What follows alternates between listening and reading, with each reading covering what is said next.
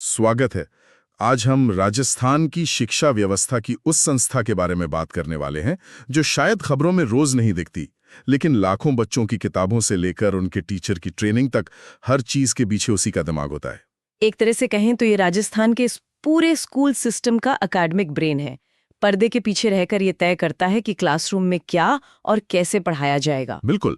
हमारे पास राजस्थान राज्य शैक्षिक अनुसंधान एवं प्रशिक्षण परिषद उदयपुर की आधिकारिक वेबसाइट से कुछ जानकारी है, और हमारा मकसद सिर्फ ये जानना नहीं है कि ये क्या करती है, बल्कि ये समझना है कि इस एक संस्था की कहानी असल में राजस्थान में शिक्षा के बदलते चेहरे की कहानी कैसे है। और इसकी शुरुआत उनकी वेबसाइट पर लिखे एक बहुत गहरे वाक्य से होती है। हाँ, मैंने भी वो पढ़ा। एक विचार और एक प्रकार के ज्ञान से युक्त समान भाव वाले हैं शिष्य वर्ग, उन्हें जगाओ।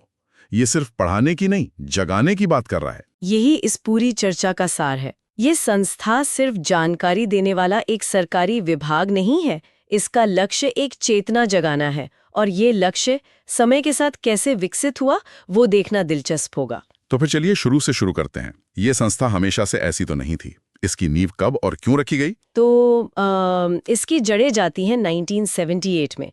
तब देश में शिक्षा को लेकर एक नई सोच आ रही थी कि सिर्फ स्कूल खोल देना काफी नहीं है, पढ़ाई की क्वालिटी सुधारनी होगी। इसी सोच के तहत राजस्थान सरकार ने मेहरोत्रा समिति की सिफारिश पर 11 नवंबर 1978 को उदयपुर में इसकी स्थापना की। और तब इसका नाम RSCERT नहीं था, कुछ और था, है ना? सही पकड़ा। तब इसका नाम था SIERT, यानी राज्य शैक्षिक अनुसंधान एवं प्रशिक्षण संस्थान। संस्थान मतलब इंस्टीट्यूट। जी, इंस्टीट्यूट। इसका काम काफी हद तक एकेडमिक था, रिसर्च करना, ट्रेनिंग देना। एक तरह से ये उस दौर की जरूरत थी जब शिक्षा व्यवस्था की नींव मजबूत की जा रही थी। तो फिर SIERT से RSCERT बनने का सफर कब और क्यों हुआ? मुझे लगता है ये सिर्फ एक नाम का बदलाव नहीं होगा। नहीं, बिल्कुल नहीं। संस्थान से परिषद बनना, ये सुनने में ही एक बड़ा कदम लगता है। ये बहुत अहम सवाल है, क्योंकि यहीं पर इसकी कहानी का पहला बड़ा मोड़ आता है। ये बदलाव हुआ 14 अगस्त 2018 को। अच्छा, 2018 में? हाँ, और संस्थान से परिषद यानी काउंसिल बनना सिर्फ एक प्रशासनिक बदलाव नहीं था, ये एक वैचारिक बदलाव था। वैचारिक बदलाव कैसे? देखिए, एक काउंसिल ज्यादा व्यापक होती है। उसके पास सिर्फ रिसर्च करने की नहीं, बल्कि नीतियां बनाने, दिशा निर्देश देने और अकादमिक मामलों में एक अथॉरिटी की तरह काम करने की शक्ति होती है। ओह, तो ये एक तरह से संस्था का प्रमोशन था। बिल्कुल, ये प्रमोशन था जो बता रहा था कि अब इसकी भूमिका और भी बड़ी और जिम्मेदार होने वाली है। अच्छा, तो ये एक तरह से बड़ा और ज्यादा शक्तिशाली हो गया। तो आज की तारीख में ये RSCERT जमीनी स्तर पर करता क्या है? शिक्षा में गुणात्मक सुधार, ये सुनने में बहुत अच्छा लगता है, पर इसका मतलब क्या है? एक बच्चे की स्कूल लाइफ पे इसका क्या असर पड़ता है? इसका असर आप कह सकते हैं हर चीज पर पड़ता है।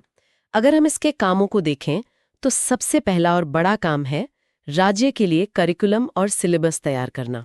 करिकुलम और सिलेबस? जी, मतलब कक्षा 1 से 12 तक के बच्चे क्या पढ़ेंगे, किस विषय में कौन से चैप्टर होंगे, ये सब यहीं तय होता है। यानी जो किताबें हम सबने पढ़ी हैं या आज बच्चे पढ़ रहे हैं, उनका ब्लूप्रिंट यहीं उदयपुर में बनता है। बिल्कुल, और सिर्फ बनाना ही नहीं, समय समय पर उसे अपडेट करना, ये सुनिश्चित करना कि वो आज की जरूरतों के हिसाब से हो, ये भी इन्हीं की जिम्मेदारी है। इसके बाद दूसरा बड़ा काम आता है जो सीधे तौर पर पहले काम से जुड़ा है। शिक्षकों की ट्रेनिंग। एकदम। सोचिए, आपने दुनिया की सबसे अच्छी किताब बना दी, लेकिन उसे पढ़ाने वाला शिक्षक अगर तैयार नहीं है तो वो किताब बेकार है। सही बात है। इसीलिए RSCERT का दूसरा बड़ा काम है टीचर्स के लिए लगातार ट्रेनिंग प्रोग्राम, वर्कशॉप और सेमिनार आयोजित करना, ताकि जो नया सिलेबस या पढ़ाने का नया तरीका आ रहा है वो हर स्कूल के आखिरी टीचर तक पहुंचे। मुझे लगता है कि पाठ्यक्रम बनाना और शिक्षकों को ट्रेनिंग देना, ये दो काम एक ही संस्था के हाथ में होना बहुत पावरफुल है। बिल्कुल है। इसका मतलब है कि जो लोग किताबें लिख रहे हैं वे सीधे उन शिक्षकों से फीडबैक ले सकते हैं जो उन्हें पढ़ा रहे हैं। क्या वाकई में ये प्रक्रिया इतनी सहज है? सिद्धांत रूप में तो हाँ, और यही इसका सबसे बड़ा फायदा है। लेकिन व्यवहार में, जैसा आपने कहा, इसमें कई चुनौतियां हैं। जैसे?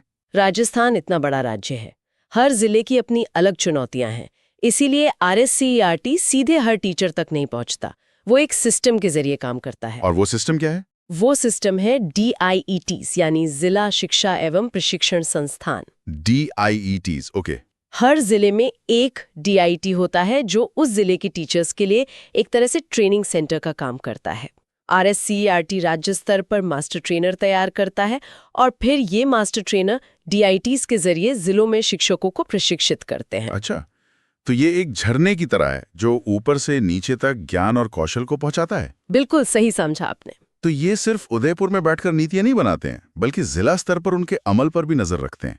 ये तो बहुत बड़ा और जटिल काम है। बहुत बड़ा काम है। इन सब कामों को करने के लिए जरूर इसके अंदर अलग अलग टीमें या विभाग होंगे। बिल्कुल। स्रोत के मुताबिक इसके काम को 6 मुख्य विभागों या प्रभागों में बांटा गया है और इन विभागों के नाम ही इनकी पूरी कहानी बता देते हैं। चलिए इन पर एक नजर डालते हैं। तो पहला विभाग है जो पूरी तरह से सिलेबस और किताबों पर काम करता है। यानी करिकुलम वाला विभाग। हाँ, बच्चे क्या पढ़ेंगे, उनकी किताबों में क्या होगा, उनके एग्जाम कैसे होंगे, ये सब यही टीम तय करती है। दूसरा विभाग एक तरह से संस्था का थिंक टैंक है। Think tank? जी, इसका काम है रिसर्च करना, सर्वे करना और डेटा के आधार पर ये पता लगाना कि शिक्षा में क्या चल रहा है और भविष्य में क्या करने की जरूरत है। यानी ये भविष्य की तैयारी करते हैं।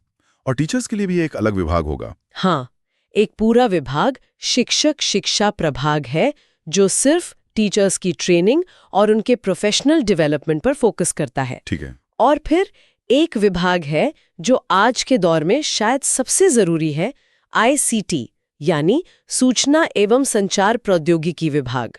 तो मतलब अब सिर्फ चौक और ब्लैक बोर्ड का जमाना गया। मुझे हैरानी है कि एक सरकारी संस्था टेक्नोलॉजी को लेकर इतनी आगे की सोच रही है।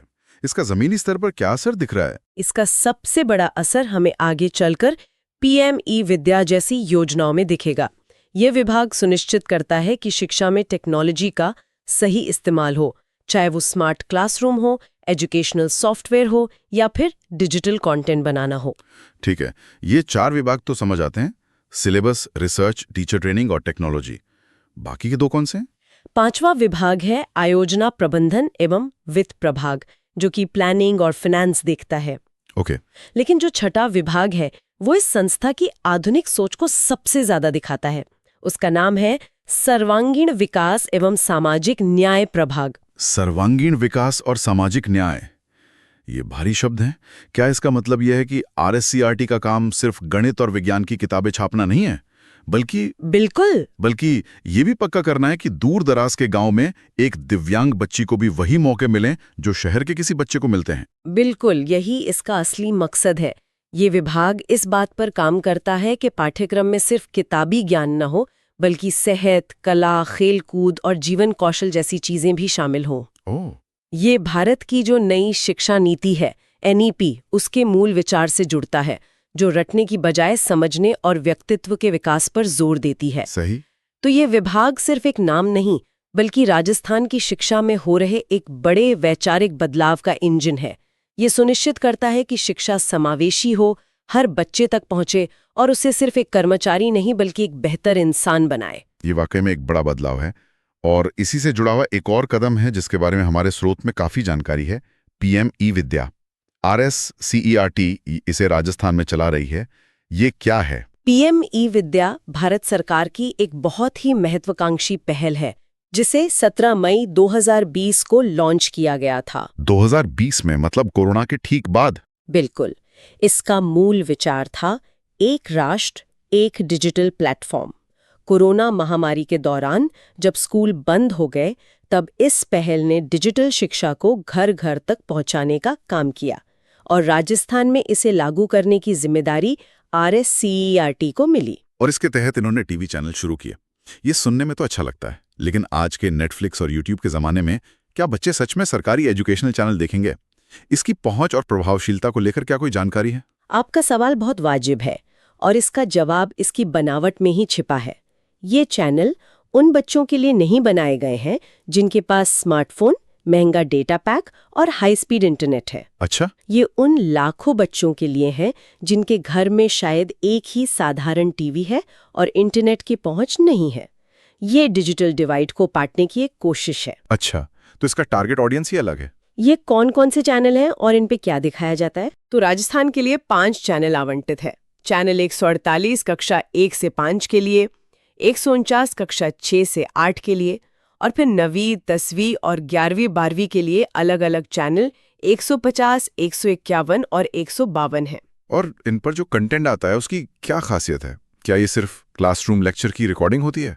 नहीं, उससे कहीं ज्यादा। स्रोत के अनुसार इसकी कुछ खास बातें हैं। पहली, सारा कंटेंट किताबों के सिलेबस पर आधारित है, तो बच्चे जो स्कूल में पढ़ते हैं उसी को यहाँ देख सकते हैं। दूसरी, ये 24/7 उपलब्ध है और दिन में 3 बार एक ही प्रोग्राम को दोहराया जाता है। 3 बार? हाँ, इसका फायदा ये है कि अगर किसी बच्चे की सुबह क्लास छूट गई तो वो उसे बाद में देख सकता है या रिवीजन कर सकता है। और क्या ये सिर्फ किताबी पढ़ाई तक सीमित है? बिल्कुल नहीं, और यहीं पर वो सर्वांगीण विकास वाला विचार फिर से सामने आता है। अच्छा। इन चैनलों पर पढ़ाई के साथ साथ बच्चों के कौशल विकास, उनकी मानसिक सेहत और आर्ट से जुड़े कार्यक्रम भी दिखाए जाते हैं। सोचिए, बाड़मेर के एक गांव में एक छात्र है जिसके पास इंटरनेट नहीं है लेकिन घर में टीवी है। हाँ। शाम को जब वो टीवी पर वही पाठ देखता है जो उसने सुबह स्कूल में पढ़ा था, और उसके बाद उसे विज्ञान का एक मजेदार प्रयोग या कहानी सुनाने की कला सिखाई जाती है, तो उसका आत्मविश्वास कितना बढ़ता होगा। पीएम ई-विद्या का असली जादू इसी में है। तो कुल मिलाकर अगर हम पूरी तस्वीर देखें तो आरएससीआरटी की कहानी 1978 में एक संस्थान के रूप में शुरू हुई जिसका काम था शिक्षा की नींव को मजबूत करना। जी। और आज ये एक ऐसी परिषद बन चुकी है जो सिलेबस बनाने से लेकर टीचरों को ट्रेन करने और अब टीवी के जरिए दूर दराज के गांवों तक डिजिटल शिक्षा पहुंचाने जैसे भविष्य के काम कर रही है। एकदम सही। एसआईईआरटी से आरएससीआरटी तक का इसका सफर खुद शिक्षा की बदलती जरूरतों को दिखाता है। पहले चुनौती थी अच्छी किताबें और प्रशिक्षित शिक्षक मुहैया कराना। आज चुनौती है टेक्नोलॉजी के दौर में हर बच्चे तक बराबरी की शिक्षा पहुंचाना और उसे सिर्फ किताबी कीड़ा न बनाकर एक संपूर्ण व्यक्तित्व के रूप में विकसित करना। ये संस्था लगातार इन चुनौतियों का जवाब देने के लिए खुद को बदल रही है। और अंत में हमारे श्रोताओं के लिए सोचने वाली एक बात, हाँ, ये देखते हुए कि ये टीवी चैनल उन बच्चों के लिए हैं जिनके पास शायद सीखने का कोई और डिजिटल माध्यम नहीं है, यहाँ एक बहुत बड़ा मौका है। बिल्कुल। तो सवाल ये है कि इन चैनलों पर पारंपरिक क्लासरूम की नकल करने से आगे बढ़कर और क्या किया जा सकता है। टेलीविजन एक विजुअल माध्यम है, क्या इसका इस्तेमाल राजस्थान की स्थानीय लोक कथाओं, कठपुतली कला या विज्ञान के ऐसे लाइव प्रयोगों को दिखाने के लिए किया जा सकता है जो सीखने को एक अविस्मरणीय अनुभव बना दे? बहुत दिलचस्प सवाल है। कैसे ये चैनल सिर्फ एक विकल्प न रहकर सीखने का एक पसंदीदा तरीका बन सकते हैं?